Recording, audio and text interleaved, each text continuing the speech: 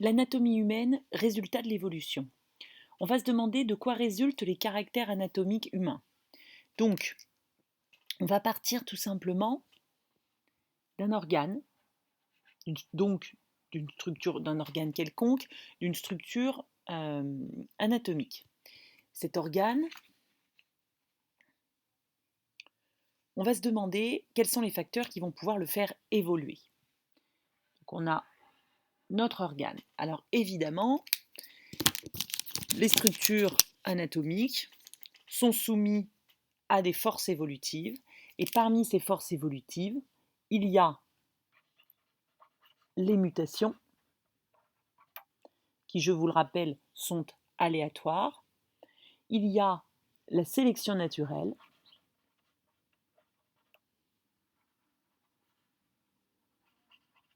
La dérive génétique. Ce sont les trois principales forces évolutives qui vont faire évoluer les structures. Et ces trois forces évolutives vont pouvoir faire évoluer notre organe.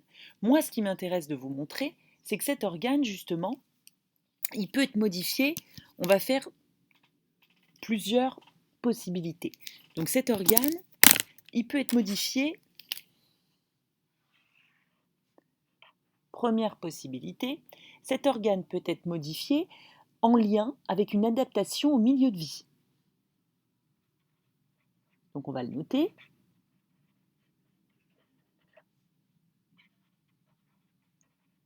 Et dans ce cas, cela signifie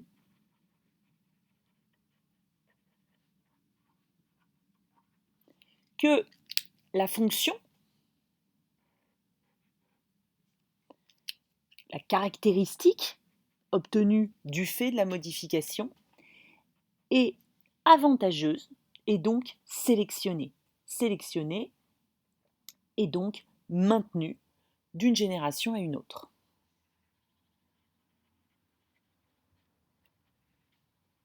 Donc on va le noter. Caractéristique sous-entendue anatomique, avantageuse. Et si cette caractéristique anatomique est avantageuse, elle est donc sélectionnée. C'est le principe de la sélection naturelle. D'accord ? Je vais évidemment, et je le ferai également pour les autres types de modifications conduisant aux structures anatomiques actuellement visibles chez l'homme, je vais donner un exemple. Parmi les exemples que vous avez vus au cours des activités, je vais donner un exemple, et l'exemple que je vais donner, c'est tout simplement l'œil complexe. C'est la structure anatomique de l'œil. Sachant que l'œil a évolué au cours de l'évolution, et l'œil humain possède des cellules photoréceptrices au niveau de la rétine, réparties d'une certaine façon, au niveau d'une rétine incurvée, possède un cristallin, ce qui donne des capacités d'accommodation particulières à cet œil.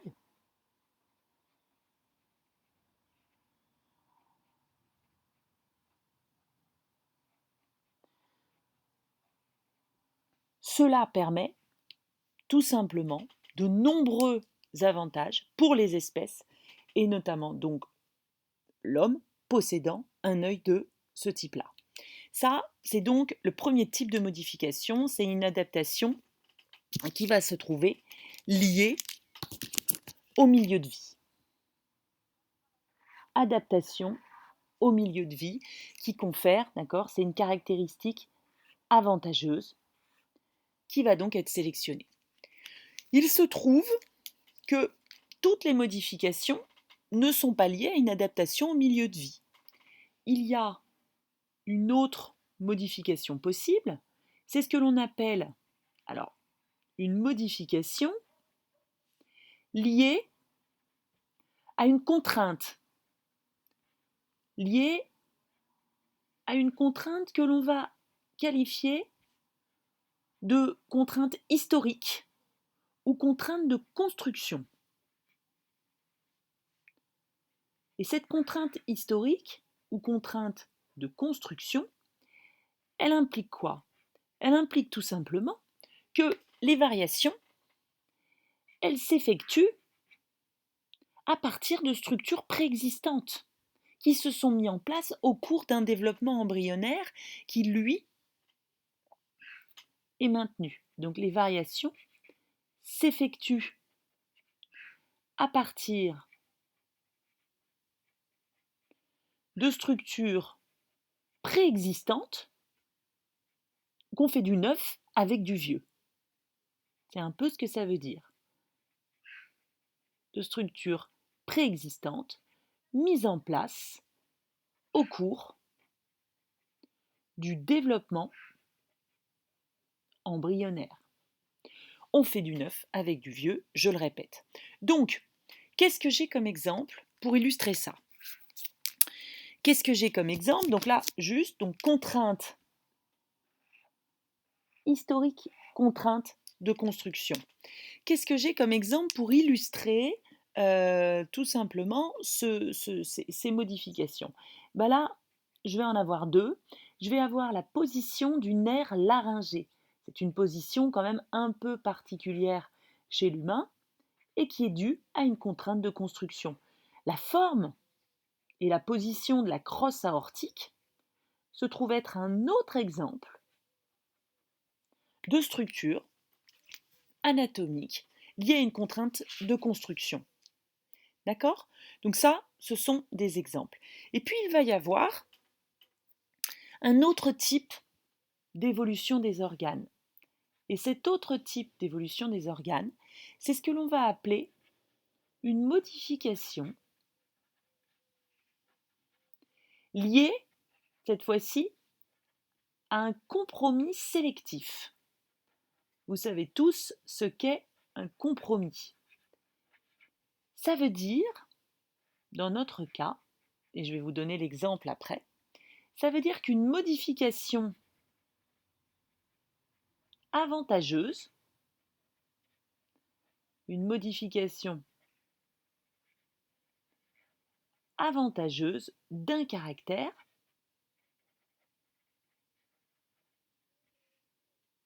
mène à une modification désavantageuse, ou en tout cas moins avantageuse, d'un autre caractère. Qu'est-ce que j'ai comme exemple? Le bassin féminin.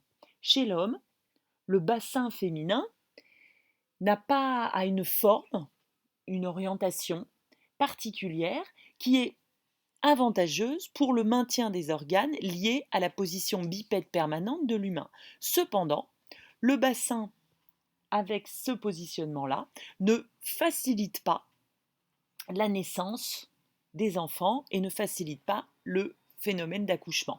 Donc là, il se trouve que on a affaire à un compromis sélectif. Donc comme vous pouvez le comprendre, dans ces trois éléments-là, si l'œil paraît optimal, ce n'est pas le cas de ces structures anatomiques ici. On dit que ce sont, et pourtant elles existent, des structures anatomiques non optimales. Pourtant, elles sont maintenues.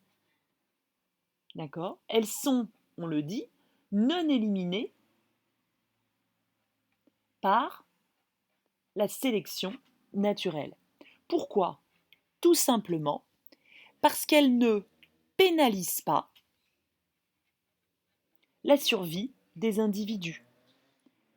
Elles n'ont donc pas une fitness idéale, puisque c'est comme ça qu'on appelle ça, mais n'empêchant pas la survie des individus, ça n'implique pas leur suppression. Non, ça n'implique pas la suppression des gènes responsables de la mise en place de ces structures, d'où leur maintien.